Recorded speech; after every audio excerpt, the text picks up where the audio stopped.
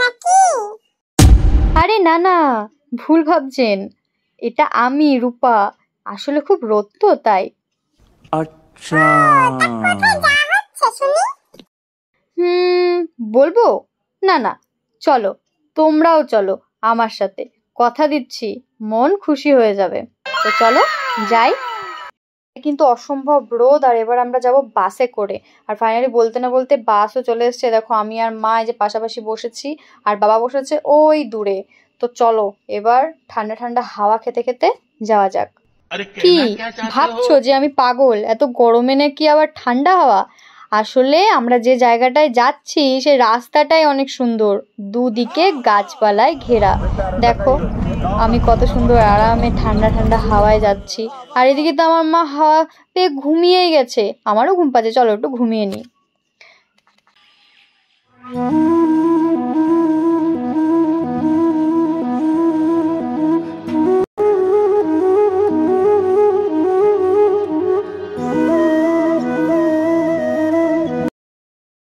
তো এবার আমরা এই যে বাস থেকে নেমে পড়েছি, আর এবার আমাদেরকে যেতে হবে অটোতে করে।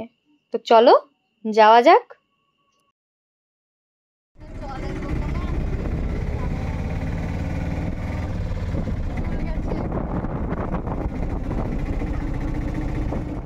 হ্যাঁ, এই যে সেই জায়গা যেখানে আমরা এসেছি, গোপালদাসপুর রাখাল রাজা মন্দির। এবার এই সোজা রাস্তা ধরে কিছুটা এখন হাঁটতে হবে। তোমরা চাইলে অটো করেও বা টোটো করেও যেতে পারো।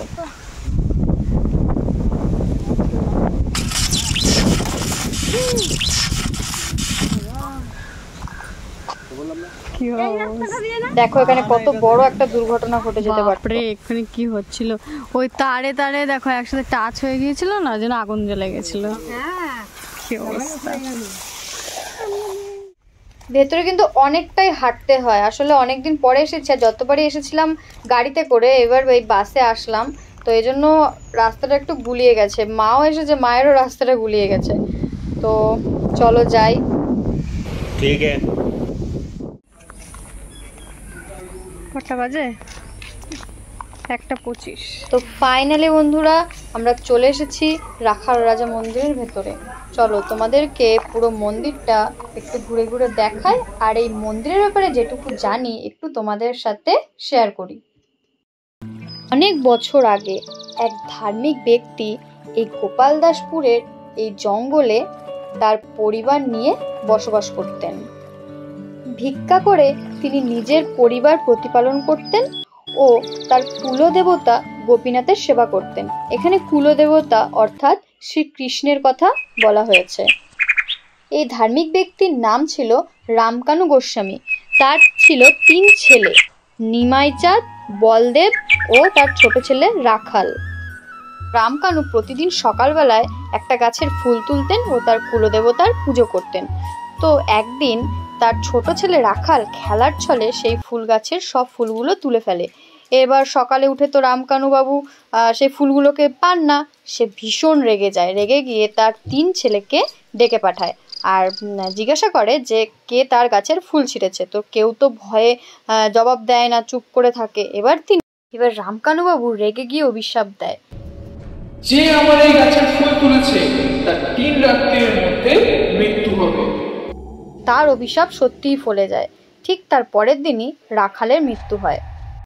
এরপরে রামকানু তো সব আসল সত্যিটা জানতে পারে। সে ভীষণভাবে ভেঙে পড়ে আর তার আরাধ্য দেবতার কাছে গিয়ে তার ছোট ছেলের প্রাণ ভিক্ষা চায়।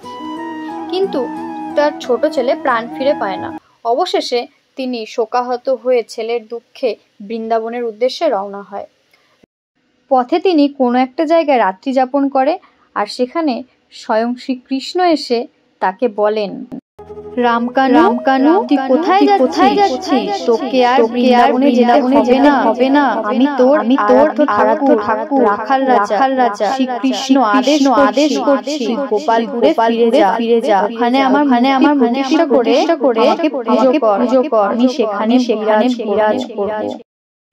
সেই তখন থেকে এখনো পর্যন্ত রাখাল রাজার মন্দিরে এইভাবেই পুজো হয়, আর ভগবান সত্যি এখানে বিরাজ করে। তোমরা এসে একবার দেখতে পারো, মানে মনের সমস্ত ক্লান্তি দূর হয়ে যাবে, একটা আলাদাই শান্তি পাবে। আর হ্যাঁ, এখানে রাত্রিবেলায় থাকা নিষেধ, মানে তোমরা সারাদিন ঘোরো ফেরো কিন্তু রাতের বেলাতে কেউই থাকতে পারবে না। লোকমুখে শোনা আর কি, যে এখানে রাখাল রাজা নাকি গরু চড়াতে রাতের বেলায় বের হন, আবার বাঁশির আওয়াজ শোনা যায়। তো এই আওয়াজ যদি কেউ শোনে তার ক্ষতি হয়। কি দরকার আছে ক্ষতি হওয়ার, যখন বারণ আছে তো না যাওয়াটাই ভালো রাতের বেলায়। তোমরা সকালবেলা যাও, সারাদিন ঘোরো ফেরো। আর এখানে ভোগ খাওয়ানো হয় দুপুরবেলায়। আমরা অনেকটাই বেলা করে এসেছিলাম, ওই জন্য আমরা ভোগটা পাইনি। আর এইখানে না রাতের বেলাতে কেউ থাকতেও পারবে না, মানে অত দুঃসাহস কারণ নেই। চারিদিকে জঙ্গল আর জঙ্গল, এমনি আতঙ্কে সবাই মানে যাবে হার্ট ফেল হয়ে। তো আমরা এখানে ভোগ খেতে তো পারলাম না, এই জন্য বাবা এই যে আমাদের জন্য এনেছে আইসক্রিমই খাই। আর তোমাদের ভিডিওটা কেমন লাগলো অবশ্যই জানিও। আমি যে কথাগুলো বললাম সেগুলো তোমাদের কেমন লাগলো জানিও। তোমাদের কি রাখাল রাজা মন্দিরে আসার ইচ্ছা আছে? কিভাবে আসবে যদি জানতে চাও তাহলে আমাকে কমেন্ট বক্সে জানিও, আমি বলে দেবো। ওকে, এখানে না এমনি আশেপাশে কোনো বাড়িঘর নেই, চারিদিক শুধু জঙ্গল আর জঙ্গল। অনেকটা গিয়ে তোমরা 2-1টা বাড়ি দেখতে পাবে। তো আজকের ভিডিওটা এই পর্যন্তই। ভালো লাগলে লাইক কমেন্ট শেয়ার, চ্যানেলটিকে সাবস্ক্রাইব করে দিও। ফেসবুকে দেখে থাকলে অবশ্যই পেজটিকে ফলো করে দিও। চলো দেখা হচ্ছে নেক্সট ব্লগে, বাই।